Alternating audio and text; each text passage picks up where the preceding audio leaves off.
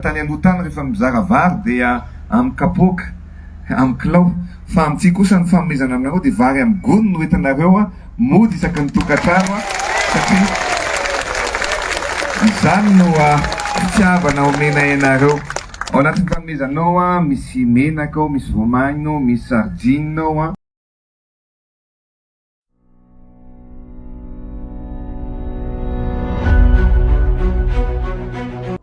raha tena marina tsisy maharatsy ny fanomezana na hoe fanolorana ny vary na sakafo na voamaina na menaka ho an'ny vahoaka, tsisy maharatsy an'izany ary tena omeko fisaorana zay izy. Bravo, misaotra bevà, misaotra ngeza, misaotra betsaka amin'izany fanomezana zany. Fa ny problema eto moako dia zao, fahazarana le izy satria zarain'ny filoham-pirenena ohatran'izany foana zany le fiainam-bahoaka, nefa iny vary omena iny raha maharitra anatin'ny 5 taona, inona moa no haratsy an'izany? Inona moa holoza moa zany vao maika zao manao zao hoe bravo président, merci président. Fa iny zavatra omena iny dia mety tsy mahampy ataontsika hoe 2 mois na 3 mois, mety ataontsika ray volana ihany izy iny fa tsy hita popoka, dia andeha maka izy amin'izay zany izy ray volana. Zany hoe fanomezan'ny filoham-pirenena any rajoelina zany natokana ho an'ny ray volana fa tsy hoe natokana mandava-taona. Raha ohatra hoe isam-bolana ianao manome vary na hoe isaky ny 3 mois ianao manome vary ho an'ny vahoaka izay marefo, izay mijaly, izay olona nifidy anao, za dia mitehaka, zahay dia mitehaka, atsika dia mitehaka misaotra anao président satria le izy ohatran'ny karama parmoir iny amenao zany le olona vary. Fa no mahatonga anay miteny hoe tolorana foana zaran'izay zany vahoaka farany tsy mandeha mitady kamo, zay mahatonga hoe aleo le izy ovaina fitaovana na ovaina ataontsika hoe misy zany ny accompagné na manome formation an'ny olona ambanivohitra na ny renivohitra hoe reto daoly ny zavatra tokony atao mba hanina amboly izy na hiompy izy. Maro loatra ny vahoaka, atsika ne tenenina fotsiny hoe ny 80% antsika dia mpamboly na mpiompy. Ilaina zany raha ohatra ka omena fitaovana ny olona na omena tany na omena asa, ianao moako miteny filoham-pirenena hoe hanokatra industriel dia hiasa ny vahoaka na hanokatra maro moako zavatra nitenen'ny filoha hoe hanangana orinasa izay orinasa tsangana zay dia miteraka asa, zay no ilain'ny vahoaka. Fa raha ohatra ka hoe omena vary manta, omena vary zao dia na voamaina sy menaka dia lasa fahazaran'le vahoaka le izy. Inona moa no maharatsy an'izay raha omenao par mois le vahoaka? Anga maharatsy an'izany, tsara zany ko, fa le hoe le izy tsy maharaka satria omenao izy dia isaky ny 5 taona ve izy zany omenao sa hoe isaky ny 2 taona sa isaky ny 4 taona? Zay no problema amintsika zatra tolorana lasa kamo le vahoaka. Zay manko ma hoe ovaina ny fomba fiasa tompoko, ovaina ny zavatra atao mba ahafahany vahoaka mijery ny hoaviny. Fa raha ohatra ka omena lasa mangataka foana ny vahoaka fa tsy lasa mandeha mitady mitsakaraka izay hahazoana azy. Zay no zavatra tenenitsika eto dia manoro na miteny ho zavatra mba hipaka tanteraka amin'ny vahoaka fa tsy sendasendra mandalo ohatran'izany. Misy miteny fa hoe Madagascar tsy maintsy mandroso, tsy hoe mandroso amin'ny lafiny moa ity hoe Madagascar tsy maintsy mandroso. Filoham-pirenenantsika moako any rajoelina dia efa miteny hoe Madagascar tsy maintsy mandroso, Madagascar tsy maintsy mandroso amin'ny lafiny moa iny fanontaniana petraka aminareo saindrindrindra andriamatoa filoham-pirenena any rajoelina. Surtout ihany koa ianareo mpanaraka anazy TGV na ireo mpanohana anazy TGV ihany koa hoe mandroso mandeha androso amin'ny lafiny iny moa tsika ty, satria amin'izao fotoana zao manko miroso fana ny firenena. Tsy sasatra miteny an'izany satria Madagascar dia mbola tsy mandroso na hoe andalam-pandrosoana fa 5 farany aty. Fa ela io laharana io amin'ny 5 farany ambany mankaty, fa ela izy io fa tsy mihetsika hatramin'izao na hoe hatramin'ny oviana.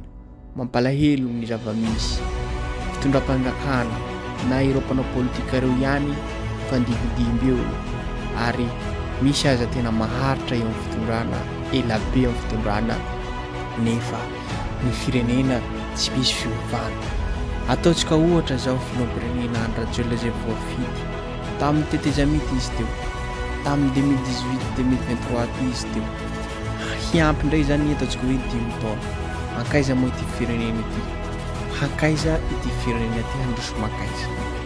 Koa amin'izao fotoana izao miandry tsika hoe inona ny plan, inona ny inona ty foto-kevitry hoentiny hampandroso amin'ity firenena drafitra na plan izay hoentiny hampandroso ny firenena.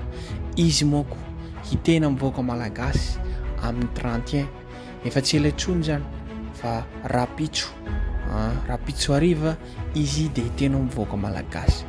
Engany mba hisy fiovana hoe inona zavatra ho teneninao ary tena ho tanterahany tokoa ny zavatra ho atao. Fa indrindray mako rehefa filoham-pirenena miteny dia zavatra teneny tompoko tsy vitainy ary tsy tanteraka fa lasa zavatra hafa indray no tanterahana. Ary engany mba ihany koa mba tena lahara-pahamehana no voiziny, lahara-pahamehana no atao. Misy fomba fiteny mako hoe asa vita mifampitsarana, fa asa vita mifampitsarana ity ve tena paka amin'ny vahoaka tokoa sa hoe asa vita zista mandeha fotsiny fandanindaniam-bola? Amin'izao mako hiteny hoe sosialim-bahoaka no lahara-pahamehana amin'ity ataontsika hoe mandany ity. Ohatra hoe hirona amin'ny sosialim-bahoaka na hirona amin'izay manahirany vahoaka. Maro mako ny zavatra mampanahirany vahoaka sosialim-bahoaka. Ny voalohany aloha zao dia ny asa, ny fanana asa, ny vahoaka dia mitady asa na fidiram-bola izay ataony par mois na par semaine na izay ahazoany vola.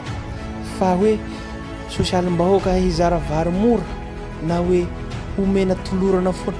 Ny fitaizanany vahoaka amin'izao fotoana izao ty moko dia toloram-potsiny, ny hafaran'ny gasy dia kamo mandeha miasa. Io zany le voalohany, lasa kamo ny vahoaka malagasy no efa zatra tolorana ity fitondrana ity. Teo zao ataontsika hoe zaraina vary mora, ataontsika hoe gony, zaraina ataontsika hoe voamaina, omena vola, omena tsy mba ataontsika hoe omena fitaovana le olona na hoe tena hoe marina tokoa ve fa hoe zaraina tokotany, zaraina tany mba hambolena na hoe hiompiana. Fa hoe ohatrany hoe tenenina fotsiny mako le hoe omena tany dia omena masoboly dia omena fitaovana rehetrarehetra mba handeha hamboly na hoe handeha hilompy. Ny mampalahelo amin'izao fotoana izao ty mako mivangongo mako le vahoaka, mandeha mivangongo amin'ny kapitaly na Antananarivo izay ataontsika hoe tokony hiparitaka, izay mahatrentsina mampaloto ny Antananarivo satria maro loatra ireo vahoaka na olona avy any faritra haninona handeha andrenivohitra mba hanina hitady asa na hoe hitady vola. Maro ny olona avy any amin'ny faritra mitady vola satria any amin'ny faritra misy anazy any efa tsisy zavatra hohanina na hoe tsisy asa dia ny hafarany mandeha Antananarivo.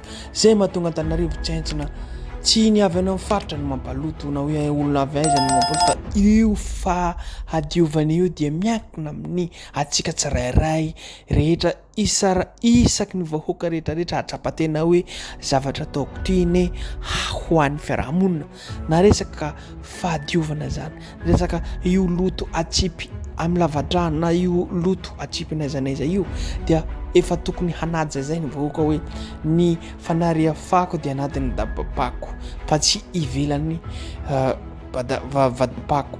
Zay no presque ny fitaizana hoe averina foana hoe entanan'olona mba tezainan'olona mba hanana fahalalana sy fahaizana sy discipline matotra tsara, zany hoe mba hifehy na ny fahadiovana, hifehy ny lalàna ny sosialim-bahoaka na lalàna ny mpiarahamonina mba hahafahany mandroso kokoa amin'ny fiainana.